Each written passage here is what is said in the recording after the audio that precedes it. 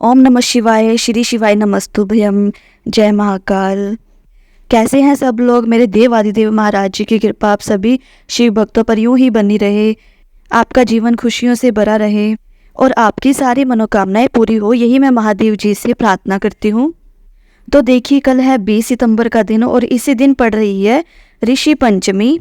ऋषि पुराण का चाहे आप पद्म पुराण, चाहे आप ऋषि पुराण और लिंग पुराण, कोई भी पुराण उठाकर पढ़ लीजिए, जिसमें आप यह जानेंगे कि ऋषि पंचमी का बहुत बड़ा महत्व माना गया है। पूज्य गुरु जी ने अपनी कथाओं में कई बार इसका वर्णन भी किया है। जिन व्यक्तियों के घर में ऋषि जी का आगमन होता है ना, उसका कोई कुछ भी नहीं बिगाड़ सकता है, यह आप पुराणों में जानेंगे। अगर आपकी कोई ऐसी मनोकामना है जो काफ़ी समय से पूरी नहीं हो पा रही है, आपने बहुत से उपाय किए, बहुत से प्रयत्न किए, वह फिर भी उस पर कोई भी असर नहीं दिख रहा है, और आपका कोई ऐसा कार्य है जो काफ़ी समय से अटका हुआ है, किसी भी कार्य में सफलता नहीं मिल रही है आपको, और मनोकामना आपकी चाहे घर से संबंधित हो, चाहे वह नौकरी से ही संबंधित हो, वह पूरी हो ही नहीं पा रही, परेशान हो चुके हो, पूज्य गुरु जी ने एक नया उपाय बताया है जो सिर्फ और सिर्फ ऋषि पंचमी के दिन ही किया जाता है। और यह कल आ ही गया, यह दिन 20 सितंबर ऋषि पंचमी, बुधवार का दिन। तो आपको अपने घर की छत पर ऋषि जी को, यानी कि सप्त ऋषि को अर्घ देना है। सप्त ऋषि आप जानते ही हैं कि कौन कौन है। कश्यप, अत्रि, गौतम, विश्वामित्र, वशिष्ठ, जमदग्नि और भारद्वाज। ये जो 7 ऋषि होते हैं ना, इनको आपको अर्घ देना है। ये आप चित्र में देख सकते हैं, जिससे आपकी सारी मनोकामनाएं पूरी होगी। पूज्य गुरु जी की कथा सुनकर समझकर बहुत अच्छे से आपको बताऊंगी, लेकिन उससे पहले मैं आपसे एक छोटी सी गुजारिश करूंगी कि जो लोग पहली बार इस वीडियो को देख रहे हैं या आप इस चैनल पर पहली बार आए हैं, तो इस चैनल को सब्सक्राइब करें, वीडियो को लाइक करें और ज़्यादा से ज़्यादा शेयर करें, जिससे जितने भी शिव भक्त हैं उनके पास यह वीडियो पहुंच पाए और वह भी इस वीडियो को देखकर सप्त ऋषि यानी ऋषि पंचमी वाले दिन ये उपाय करके देख पाएँ, जिससे उनकी भी जो मनोकामना है जो काफ़ी समय से पूरा नहीं हो पा रही, उनकी मनोकामना भी पूरी होगी और ज़्यादा से ज़्यादा शिव भक्तों के पास पहुंचेगी, तो भगवान जी भी इससे प्रसन्न ही होते हैं। और वीडियो को लाइक करके महादेव जी का कौन सा भी प्यारा नाम, आप श्री शिवाय नमस्तुभ्यम का भी जाप मंत्र जाप इस पे लिखेंगे ना, कमेंट करेंगे ना, तो बहुत ही फल मिलता है, क्योंकि इससे हमारे मन में भी श्री शिवाय नमस्तुभ्यम का जाप चल रहा है और हम लिख भी पा रहे हैं। तो इस वीडियो के अंदर हम 3 महा उपायों के बारे में जानेंगे, जो ना कि आपकी बड़ी से बड़ी मनोकामना को पूरी करेगा, बल्कि जो दूसरा उपाय है वह मान सम्मान में वृद्धि करेगा। अगर आपको लगता है कि आपकी इज्जत थोड़ी सी कम हो रही है, आपका समाज में मान सम्मान कम हो रहा है, तो इस सप्त ऋषि यानी कि ऋषि पंचमी वाले दिन इन उपायों को करने से आपकी मान सम्मान में भी प्रगति होगी। और जो तीसरा वाला उपाय है ना, उससे तो आप चूक भी मत जाइए, क्योंकि वह धन, संपदा, व्यापार में कमी, सारी की सारी समस्याएं दूर करेगा और धन धान्य से भरा रहेगा आपका घर। यदि आपके घर में कलेश हो रहा है, काफ़ी ज़्यादा बीमारियां हो रही है, तो वो भी ख़त्म हो जाएंगी। तो सबसे पहले हम पहले वाले उपाय की बात कर लेते हैं। इसमें क्या क्या सामग्री की आवश्यकता पड़ेगी वो भी मैं आपको बता देती हूँ। तो सबसे पहले लेना है एक तांबे का लोटा, और फिर उसके बाद थोड़ी सी हल्दी लेनी है। यदि कोई भी उपाय आप करते हैं ना, तो अगर आप उसके लिए हल्दी की जो डली आती है, यानी कि जो बिना पीसी हुई हल्दी गांठ आती है ना, वो लेंगे ना तो ज़्यादा अच्छा रहता है, बहुत शुभ मानी जाती है। और थोड़े से लेने हैं चावल के दाने। और जब आप ऋषि पंचमी वाले दिन सुबह सुबह उठें, तो उठने के पश्चात आपको करना क्या है वह सब आप ध्यान से सुनिएगा। स्नान करने के बाद पूजा के लिए आएंगे ना, तो जो आपने एक तांबे का लोटा लिया था उसमें शुद्ध जल जो भरा हुआ है ना, अगर नहीं भरा तो आप भर के रख लेना। उसके अंदर हमें शुद्ध जल ही लेना है, यानी कि आप अपने किचन में से आप जिस किसी से भी यानी कि मटका होगा या कुछ भी जिसके अंदर आप पानी को रखते हैं, हमें शुद्ध जल लेना है। अगर आपके घर में गंगा जल है तो वह सबसे अच्छा माना जाता है, क्योंकि गंगा जल शिवलिंग पर चढ़ाना बहुत ही शुभ माना जाता है। आप गंगा जल भी ले सकते हैं, गंगा जल नहीं है तो आप शुद्ध जल भी ले सकते हैं। और फिर उस लोटे के ऊपर आपको कलावा चढ़ाना है। कलावा यानी कि मोली, मोली जो होती है ना, आपको मोली को उस लोटे पे बांधना है। और फिर जो आपने हल्दी ली है ना, आपको सप्तऋषियों का जाप करते हुए उस लोटे में एक चुटकी हल्दी डालनी है।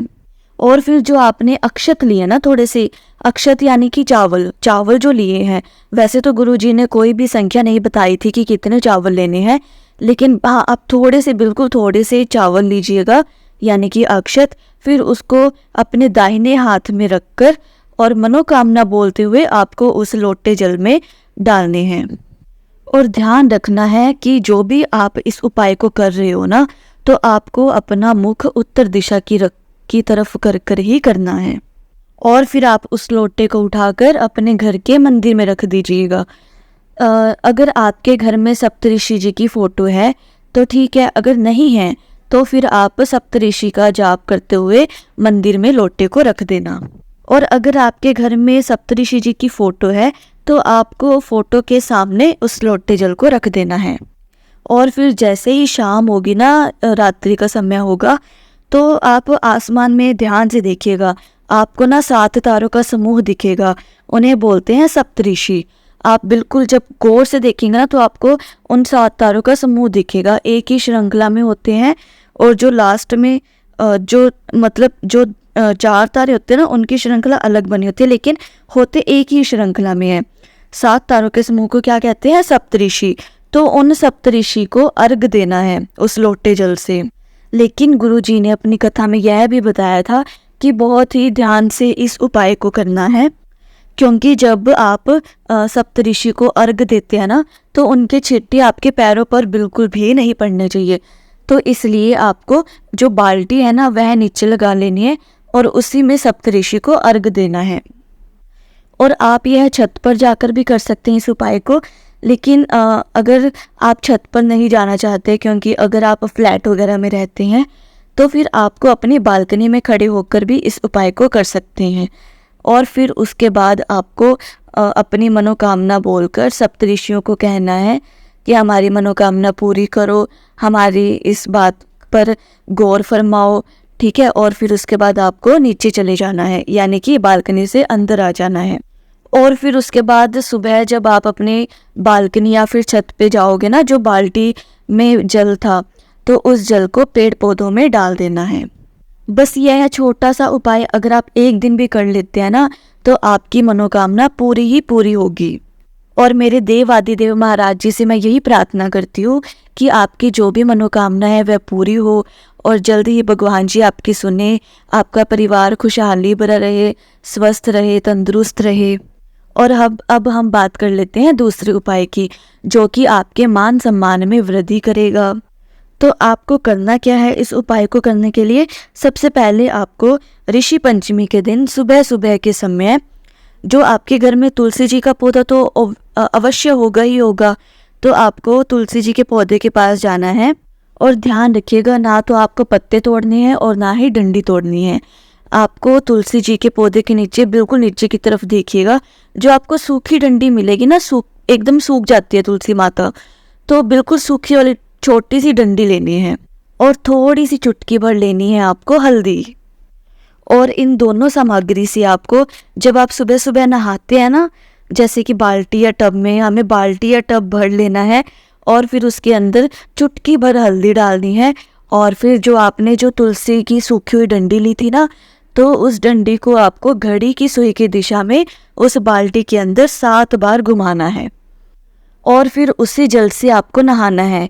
ऋषि पंचमी वाले दिन सुबह के समय अगर आप इस जल से स्नान करते हैं तो आपकी सारी मनोकामना पूरी होगी, आपका मान सम्मान बढ़ेगा, आपके समाज में, आपकी सोसाइटी में। जो भी पंचमी आ जाए ना, आप हर पंचमी पर इस जल से स्नान कर लीजिएगा और आपका जो मान सम्मान है समाज में, उसमें भी वृद्धि होगी इस उपाय को करने से। तो शिव भक्तों, अब बात कर लेते हैं तीसरे वाले उपाय की। तो तीसरे वाले उपाय के लिए आपको क्या क्या सामग्री की आवश्यकता पड़ेगी, वो भी मैं आपको बता देती हूँ।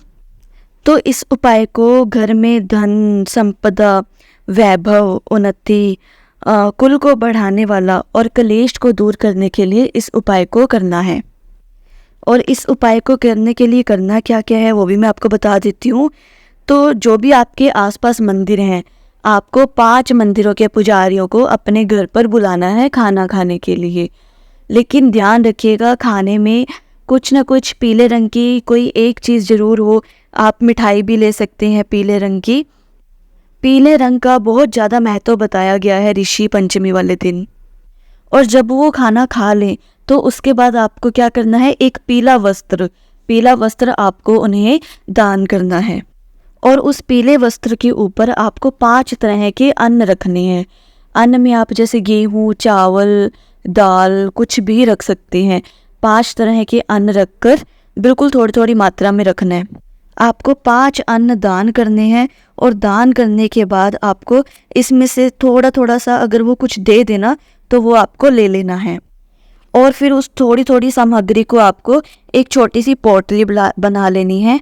आप पीले रंग की, लाल रंग की, सफ़ेद रंग की किसी भी वस्त्र की एक पोटली बना लेना, लेकिन याद रखना काले रंग का वस्त्र नहीं लेना है। और फिर इसको अपने घर के किसी भी कोने में सुरक्षित जगह पर, और जब तक यह पोटली आपके घर में होगी ना, आप इसको अपनी अलमीरा में भी रख सकते हैं, तिजोरी में भी रख सकते हैं, जहाँ पर आप अपना धन रखते हैं। तो यह करने से आपके घर में धन की कमी है वो भी दूर हो जाएगी। आपका व्यापार भी अच्छे से चलने लग जाएगा। कोई भी संकट या उन्नति, कुछ भी आपके घर में कोई भी परेशानी चल रही है ना, वो सब दूर हो जाएगी। और मैं मेरे देव आदिदेव महाराज जी से यही प्रार्थना करती हूँ कि आपकी सारी परेशानियों को दूर करें। और इसी के साथ मैं आपको यह भी बताऊंगी कि आपको दिन में जब भी समय मिले ना, आपको श्री शिवाय नमस्तुभ्यम का जाप भी जरूर करना है, क्योंकि इस मंत्र जाप से हमारे जो भोले बाबा है ना, वो बहुत जल्दी प्रसन्न होते हैं और बहुत जल्दी सुनते भी हैं। हम जो भी प्रार्थना करते हैं वो उन पे गौर भी फरमाते हैं। तो हमें श्री शिवाय नमस्तुभ्यम का जाप करते हुए नहीं बोलना। तो शिव भक्तों, श्री शिवाय नमस्तुभ्यम। जय महाकाल, हर हर महादेव।